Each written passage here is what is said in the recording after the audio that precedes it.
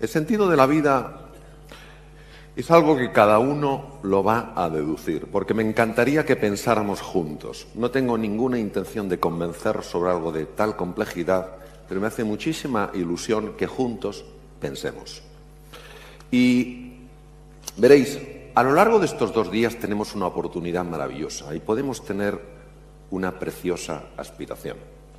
Que en estos 2 días descubramos algo, una cosita, solo una, que nos ayude a sufrir menos y a ser más felices. Un descubrimiento que nos ayude también a tener una mayor positividad, una mayor ilusión y un mayor entusiasmo, para así poder inspirar a tantas personas que creen, que sienten que no pueden, para que se den cuenta de que claro que pueden, que tienen un maravilloso potencial que necesita ser desplegado y que son capaces de hacer sus sueños realidad. El gran psiquiatra suizo Carl Gustav Jung, que durante una época colaboró con el austriaco Sigmund Freud, dijo que el único propósito de la vida es encender una luz en medio de la oscuridad del existir. Tenemos solo 2 días. Y a lo mejor en estos 2 días no podemos contestar a todas las preguntas, a todas las inquietudes que tenemos, pero sí podemos utilizar nuestras mentes, que por eso son tan brillantes, para ahondar en estas cuestiones, en estos temas, y encontrar tal vez una orientación para que nuestras vidas sean mucho más plenas y mucho más felices. ¿Y sabéis lo que pasa con la mente? La mente se parece mucho a un paracaídas, funciona mejor cuando está abierta. ¿De qué manera vamos a tocar la cuestión del sentido de la vida? Intentando responder juntos a 2 preguntas que son casi 2 misterios. La primera es si el alma está en el cerebro y la segunda es si somos lo que pensamos. ¿Está el alma en el cerebro? Yo os voy a contar una pequeña historia que hace poco escuché. Dicen que había un científico que estaba trabajando en un tema complejo y entonces apareció el chiquitín, apareció su hijo pequeño y dijo: papá, ¿qué estás haciendo? ¿Qué estás haciendo? Bueno, hijo, estoy trabajando en una cosa muy complicada, necesito concentración. No, papá, pero yo es que te quiero ayudar. Y el padre le daba un poco de pena decirle: hijo, vete que yo tengo que estar concentrado. Y entonces pensó: le voy a dar una tarea de tal manera que mi hijo se quede ahí entretenido y me deje tranquilo. Y entonces cogió un mapa del mundo que había por ahí, lo rompió en pedazos y le dijo: mira, hijo, a veces los inventores, los descubridores tenemos que hacer estas cosas, reparar cosas rotas. A ver si eres capaz de reparar este mundo que está roto. El padre imaginaba que el hijo se estaría días intentando resolver esto.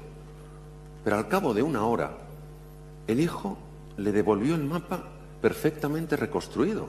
Y el padre dijo: pero hijo mío, ¿cómo has podido hacer esto? Si es enormemente complejo. Dice: papá, yo no sé cómo reparar un mundo roto, pero mira, jugando con las piezas le di la vuelta y vi que había trocitos de un hombre, de la figura de un hombre, y yo sí sé cómo es un hombre completo. Entonces reparé el hombre completo, lo pegué y le di la vuelta. Por eso esta pregunta de si el alma está en el cerebro puede ser más relevante de lo que pensamos hoy, porque lo que nos estamos preguntando es si somos seres exclusivamente materiales o también hay en nosotros una dimensión espiritual. Y sí me gustaría recordar que espiritual simplemente significa algo no material, por tanto, algo que no está regido, no está sometido por las leyes de la materia. Pero vamos a ir por partes, como diría Jack el Destripador. Primero, ¿qué es el cerebro? El cerebro es una realidad material que pesa aproximadamente 1200 gramos. Está compuesto por neuronas, por células de glía, que son 6 veces más numerosas que las neuronas, y por vasos sanguíneos. Hay 100.000 tipos aproximados de neuronas distintas. Un número de neuronas de 100.000 millones, que establece unos 100.000 billones de conexiones y se calcula que hacen 3 trillones de operaciones por segundo. Eso es el cerebro, una maravilla. ¿Qué es el alma? El alma es una realidad metafísica, es decir, es una realidad no material. Y por tanto, las ciencias positivas, ni la física, ni la química, ni la biología, pueden decir nada sobre la existencia del alma, porque son ciencias diseñadas y estudiadas para la realidad de las cosas materiales. Entonces, ¿qué es lo que podemos hacer? Pues lo que decía el gran filósofo austriaco Ludwig Wittgenstein: donde no podemos hablar, hemos de guardar silencio. Ahora bien, ¿cuáles son las consecuencias de pensar que el ser humano es exclusivamente material? Pues yo diría que varias. La primera es que si somos seres exclusivamente materiales, no puede haber libertad. ¿Por qué? Porque la materia está completamente determinada por las leyes de la materia y en consecuencia no podríamos hacer nuestra la frase del existencialista francés Jean-Paul Sartre: libertad es lo que tú haces con lo que a ti te han hecho. Porque seríamos puras máquinas de reacción, no habría respuesta. Pero vamos más allá. ¿Cuáles serían las consecuencias de pensar que nosotros somos exclusivamente seres materiales? Vamos a ver. Traer a vuestra mente a alguien realmente querido, un padre, un hijo, tu novio, tu novia, tu marido, tu jefe, quién sabe. Y traerlo, dejar que llegue a vuestro ser. Hay cambios físicos, seguro que los notáis. Hay cambios cerebrales, por supuesto. El núcleo accumbens ha empezado a soltar dopamina. Las zonas prefrontales han empezado a liberar neuropéptidos, endorfinas, encefalinas, anandamidas, un montón de cosas. Ahora, dejadme que os haga una pregunta. ¿Pensáis que ese amor que sentís por ese ser querido puede ser reducido exclusivamente a un saco de neuronas y de neurotransmisores? ¿O hay algo más? Y en tercer lugar, si consideramos que el ser humano es exclusivamente un ser material, es mucho más fácil que estemos inclinados a tratarnos como objetos, como medios para nuestros fines, como medios para aumentar el capital. Observar lo que está ocurriendo ahora. ¿Acaso no nos sentimos esto, medios unos de otros? ¿Tendrá algo que ver que se ha desgajado por completo esta dimensión espiritual? Ahora bien, cuando estoy hablando de una dimensión espiritual, no estoy hablando nada más que de abrirse a la posibilidad de que esta dimensión exista. No hablo de abrazar un credo o un dogma, aunque algunas personas insistan en decirnos que es la única manera de abrirse a esta dimensión. Estoy hablando de algo mucho más profundo, de entrar en contacto con algo lo más íntimo que hay en el ser humano. Y en esta época, donde andamos todos, da la sensación, tan perdidos, una época donde sabéis que está multiplicándose el consumo de ansiolíticos y antidepresivos, los psicólogos han comentado que aumentó un 30% el número de consultas, yo me pregunto si acaso la recuperación de esta dimensión no nos sacaría de la edad de la ansiedad en la que vivimos. Si recuperar esta dimensión, por lo menos abrirnos a la posibilidad de que exista, no ayudaría a nuestras mentes a estar más serenas, no ayudaría a cultivar nuestra sabiduría y abrir nuestro corazón. El gran escritor Víctor Hugo decía: siéntete por un instante como un pajarito, apoyado sobre su débil y frágil rama mientras canta. Aunque siente como la rama se dobla y puede quebrarse, está tranquilo, porque en el fondo sabe que puede volar. Por eso que cada uno haga esta reflexión, y si lo decide, que empiece esa búsqueda personal, de la que ya hablaba el grandísimo Campbell, el hombre que más ha conocido, que mejor ha conocido la mitología tanto de Oriente y de Occidente, hombre que decía: El sentido de la vida es hacer que los latidos de tu corazón sintonicen con los latidos del universo. Y ahora vamos al segundo tema. ¿Somos lo que pensamos? Y aquí tenemos que ir a la sabiduría ancestral. Irnos, por ejemplo, a la India, hace 25 siglos, donde se escribía en lengua pali, y coger el Dhammapada, la recopilación de los textos de Sakyamuni Buda, el primer Buda, Gautama Siddhartha, que dice textualmente lo siguiente en un fragmento: nuestra forma de vivir está moldeada por nuestra mente. Acabamos convirtiéndonos en aquello que pensamos. Claro, esto nos tiene que dar motivo de reflexión y decir, bueno, vamos a ver, ¿esto puede ser así? ¿Puedo yo con mi pensamiento construirme o destruirme? ¿Realmente puedo transformar mi forma de ser en la vida cambiando mi forma de pensar? Los pensamientos perturbadores, tipo, no soy capaz, no hay solución, desesperanza, activan emociones aflictivas, como el resentimiento, como el miedo, como la frustración, como la ira, como la desesperanza.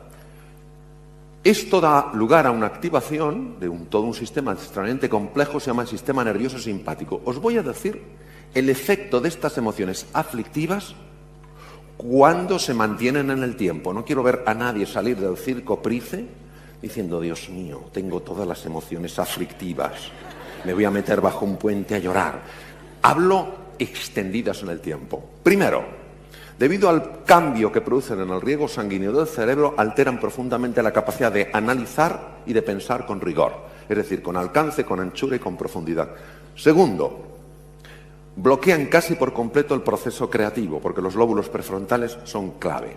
Tercero, alteran enormemente la memoria, la capacidad para aprender. Cuarto, generan insomnio. 5, sobrecargan el corazón. 6, facilitan arritmias. 7, generan hipertensión. 8, aumentan la grasa abdominal. Pero ojo, no salgamos del circo Price, veamos a alguien con aspecto tipo tonelillo y le digamos, madre mía, tú debes tener emociones aflictivas por todas partes, porque no necesariamente es así. 9, alteran la coagulación, aumentan la coagulación, con la posibilidad de strokes, de accidentes cerebrovasculares. 10, producen úlceras pépticas, cólones irritables, gastritis crónica, reflujo gastroesofágico, producen osteoporosis, destruyen la masa muscular. Esto es muy serio. Es decir, realmente el pensar nos altera profundamente. Y veréis, todos tenemos hábitos de pensamiento, algunos de los cuales son muy negativos. Que fijaos, no los vivimos como ideas, sino como creencias, como certezas absolutas. Y el gran filósofo José Ortega y Gasset decía, las ideas las tenemos, en las creencias estamos. Y estas creencias disfuncionales sobre nosotros, sobre el mundo, alteran por completo la percepción de las cosas. Es decir, acabamos viendo según pensamos.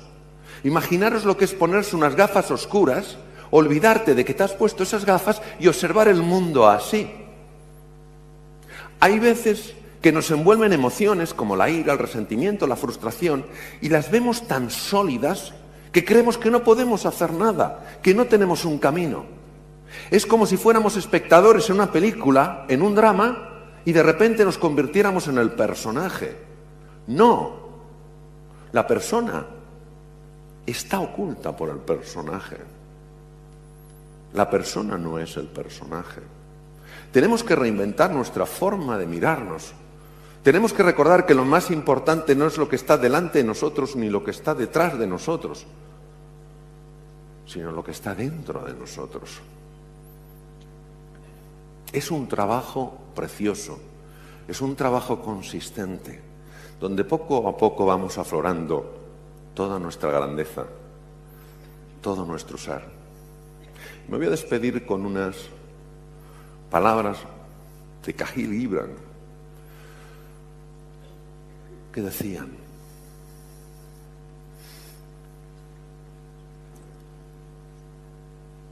en esos inviernos que soporta el corazón, hay una primavera a punto de despertar. Detrás de la noche más oscura, siempre hay la promesa de un espléndido amanecer. Nosotros, ante los zarandeos de la vida, cuando la vida nos da por todos los sitios, podemos caer en la oscuridad de la desesperanza o abrirnos a la oscuridad del misterio, sabiendo, creyendo que aunque no lo veamos, aunque no lo comprendamos y aunque no nos guste, en la vida todo tiene un sentido. Gracias.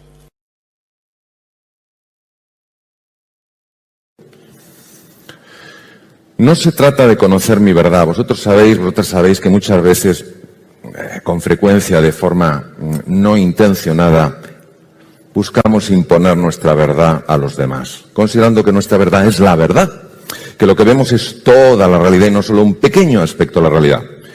Esta reflexión que vamos a hacer juntos es para descubrir la verdad acerca de mí. Que cada uno haga su reflexión para que se mire hacia adentro. Es un viaje interior. Se ha mencionado al gran filósofo Wittgenstein, el austriaco, tan conocido sobre todo por su Tractatus, y yo voy a utilizar otras frases de Wittgenstein que decía: los límites de mi lenguaje son los límites de mi mundo. Quiere decir que nosotros hoy, aunque usamos palabras, y las palabras son el gran descubrimiento del ser humano hace 150.000, 200.000 años, sabiendo que la palabra y el lenguaje de alguna manera moldea nuestra forma de pensar, el lenguaje genera emociones, genera imágenes, hemos hoy juntos de ir más allá del lenguaje. ¿Cómo se puede hacer esto? Yo solo he descubierto una forma que es la metáfora. La metáfora, el símbolo, como nos comentabas tú, Carlos, tiene la capacidad de meternos automáticamente en mundos profundos. Entonces vamos a ir abandonando la superficie y poquito a poco vamos a ir ahondando en el mundo de lo profundo. La apariencia que las personas muchas veces mostramos es una apariencia tosca, que no hace juicio a la realidad. ¿Y esta apariencia de dónde viene? ¿Por qué se genera así? Es una mezcla muy compleja. En primer lugar está la máscara. ¿Qué es la máscara? Es como yo me he de presentar ante vosotros y ante vosotras para no mostrar mis vulnerabilidades y mis fragilidades, para no mostrar mis miedos, para no mostrar mis desconfianzas, para no ver mis despistes, mis torpezas. Pero a veces, por más que la máscara esté actuando, observando la realidad atentamente, diciéndome: Mario, quieto, no muestres esto, ponte más serio, la espalda más recta, de vez en cuando se cuelan torpezas, se cuelan inseguridades, se cuelan miedos, se cuela la sombra, descubierta por Carl Gustav Jung en un sueño, cuando vio que algo le seguía y sintió terror. De repente se dio la vuelta y vio que lo que le seguía era su propia sombra. Pero, sin embargo, también sabemos que en la expresión que tenemos las personas a veces hay una enorme grandeza y nos sale una idea colosal, o somos especialmente creativos o especialmente bondadosos y generosos. Y eso es porque también se cuela lo más profundo que hay en el ser humano, que es hacia donde está destinado nuestro viaje. El núcleo, el core, la esencia del ser humano, lo que nos da nuestra existencia. Si nosotros vamos abandonando un poco el pensamiento, lo cual se consigue a través de la reflexión profunda, la meditación, el silencio, del que tú nos hablabas tan bellamente, Javier, el silencio, cerrar los ojos, y empezamos a alejarnos de este diálogo incesante que a veces tenemos, esta jaula de grillos, penetramos en el núcleo de la geoda. Y en el núcleo de la geoda, que es el mundo del inconsciente, ya no hay pensamiento, solo hay una experiencia directa con la realidad, una intuición profunda de lo que eres. Y el primer estrato que nos encontramos es la sombra. ¿Qué es la sombra? Todo aquello de ti, no solo que no te gusta, sino que crees que no es aceptable y has sumergido en las profundidades de la inconsciencia porque crees que si lo muestras vas a ser rechazado. Hay una sombra, que es la sombra blanca, en la cual sumergimos incluso la alegría. Imaginaros que habéis estado en un entorno familiar cuando erais pequeñitos, o un entorno escolar, y vosotras vuestra alegría la mostrabais y alguien os ha dicho, aquí todo es demasiado serio. ¿Qué es eso de reírse tanto o estar tan contento? No sé si sabéis que después del desastre de Cuba, donde, bueno, España fue un desgarro, Valle Inclán atacó durísimamente, bueno, la generación del 98, Valle Inclán atacó durísimamente a Joaquín Sorolla, el pintor de la luz, porque no podían aceptar en aquella época donde todo el mundo se desgarraba las vestiduras y se cubría el cuerpo de ceniza, no podían entender un pintor de la alegría, un pintor de la ilusión, un pintor de la luz. Y eso nos pasa también a las personas, vamos sumergiendo aspectos nuestros porque parece, da la sensación, tenemos la idea de que si los mostramos no vamos a ser aceptados. Por eso, la primera experiencia cuando se entra a través de la meditación, la reflexión o el silencio profundo es la experiencia con la sombra. No es una experiencia agradable, es entrar en el basurero. Pero ese basurero es parte de lo que somos. Nosotros no somos basura.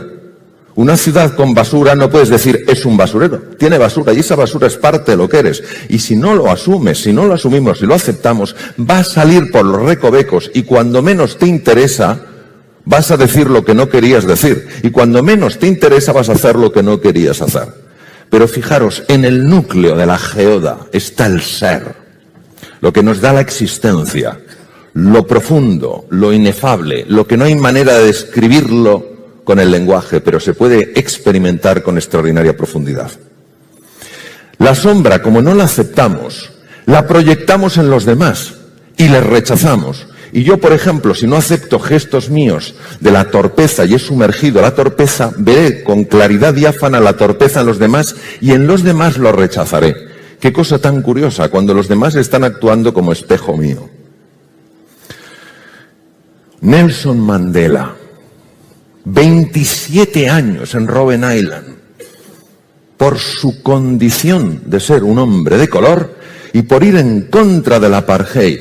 Durante 3 años odió a sus carceleros. Supo que su hijo probablemente no había muerto en un accidente, sino en un asesinato, y no le dejaron ir al entierro. Pero a los 3 años descubrió que tan esclavo es aquel, tan prisionero es aquel que está detrás de unas rejas, como aquel que es prisionero de su odio. Y decidió dedicar su vida, aunque a lo mejor jamás saliera de prisión, a la reconciliación. Este hombre, en el discurso como presidente de la nación sudafricana, utilizó unas palabras maravillosas de la gran escritora norteamericana Marianne Williamson y dijo: el ser humano no tiene miedo a su oscuridad, tiene miedo a su luz. Vivimos tanto en la cáscara, en la superficie, incluso en contacto con la sombra, que no se nos ha pasado por la cabeza, como tan maravillosamente escribía Carlos, que si encendiéramos un poco la antorcha, veríamos que además de las telarañas, además de las paredes viejas y agrietadas, hay un tesoro de incalculable valor que somos cada uno de nosotros. Don Juan Ramón Jiménez, no corras.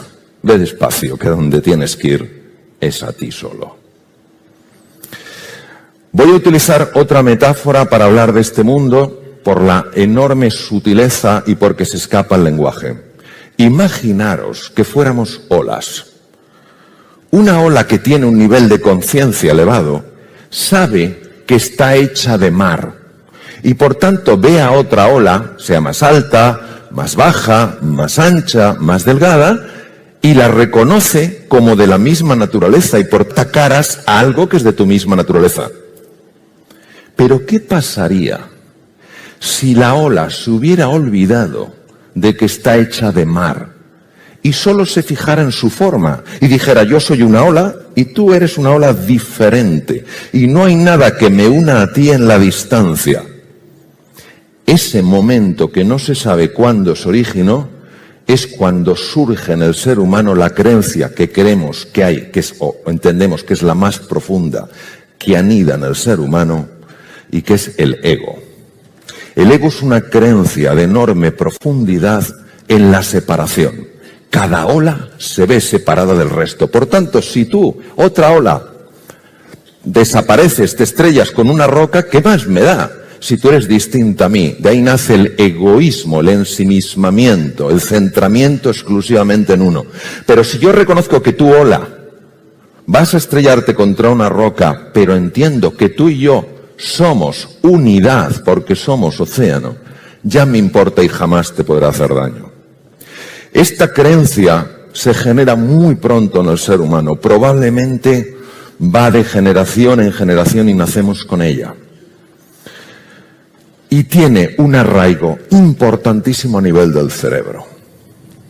Cuando somos niños, al sentirnos aislados, aunque vivamos en una familia y vivamos en un entorno cultural, al sentirnos aislados, al sentirnos en peligro, al sentirnos indefensos, cualquier experiencia que tengamos de pequeñitos, que incremente esa sensación de pequeñez, de aislamiento, de miedo, de impotencia, va dejando un recuerdo probablemente en ciertas regiones del cerebro y fundamentalmente en los núcleos amigdalinos. ¿Qué ocurre? Que cuando somos mayores eso está ahí y vamos a un sitio, vamos a una fiesta, nadie nos hace ni caso y ese no sentirte aceptado inmediatamente produce un disparo en esas estructuras cerebrales. Vamos a un sitio, encontramos la incertidumbre, no sabemos cómo controlar, ¡cha!, se vuelve a disparar la pistola. ¿Qué ocurre en el cerebro cuando se dispara este trigger, cuando se dispara esta pistola, este gatillo? Hay cambios muy profundos. Y el primero, como os he comentado, es que ciertas áreas del cerebro, la amígdala, ciertas áreas del hipotálamo, el hipotálamo lateral, se ponen en marcha y dan lugar a una reacción de alarma. Fijaos, no digo de alerta, no digo de alarma. Cuando esta reacción de alarma se produce, estamos probablemente ante el origen de la violencia, porque sale la bestia que hay en nosotros, sale Mr. Hyde. Y Mr. Hyde en ese momento se siente aún más ola separada del resto, más amenazada, y necesita tener, poder, controlar, someter. Pero esto no es porque el ser humano en su núcleo no tenga bondad, verdad o belleza. Es porque vivimos a nivel de una creencia muy instalada que es el ego, donde cada ola no se siente parte del mar. Cuando las personas somos violentas, es porque tenemos miedo y porque sufrimos. Detrás de todo acto de agresividad hay una persona que sufre y que muestra su sufrimiento, curiosamente, haciendo sufrir a los demás. Otra cosa importantísima que me encantaría compartir con vosotros: cuando se activan los centros de alarma en el cerebro, en la amígdala, en el hipotálamo lateral, se desconecta por completo o casi por completo las áreas más importantes del cerebro humano para pensar con claridad, para tomar buenas decisiones, para aprender, para ser creativo. Es decir, las áreas de la inteligencia se desconectan. On, el sistema de alarma; off, el otro. El budismo no es una religión en el sentido habitual que utilizamos, aunque religión viene de religare, que es volver a unir lo separado. Es una filosofía. Y los budistas, Sakyamuni Buda, el príncipe Gautama Siddhartha, fueron grandes y son grandes investigadores de la mente. Yo he tenido algunos maestros budistas que me han ayudado a entender aspectos de la mente. Y fijaros qué interesante. Su receta, su camino en 7 pasos para ir reduciendo el poder que esa creencia tiene en nosotros. No te sientas ofendido. Libérate de la necesidad de ganar. Libérate de la necesidad de tener razón. Libérate de la necesidad de sentirte superior. Libérate de la necesidad de tener más y más. Libérate de la necesidad de identificarte con tus logros. Yo soy mis logros, yo soy mi estatus, yo soy mis títulos académicos, yo soy... No, tú eres mucho más que eso. Tú tienes unos títulos académicos, tú tienes una formación, tú tienes unos años, tú tienes una nacionalidad, tú eres mucho más que eso. Sé amable, pues, Platón, sé amable, pues cada persona con la que te cruzas está librando su ardua batalla. Si cada persona fuera un libro, nos daríamos cuenta de que la historia de su interior es mucho más valiosa que la portada. El opuesto al amor no es el odio. puede serlo. Lo opuesto al amor es el miedo. Gracias.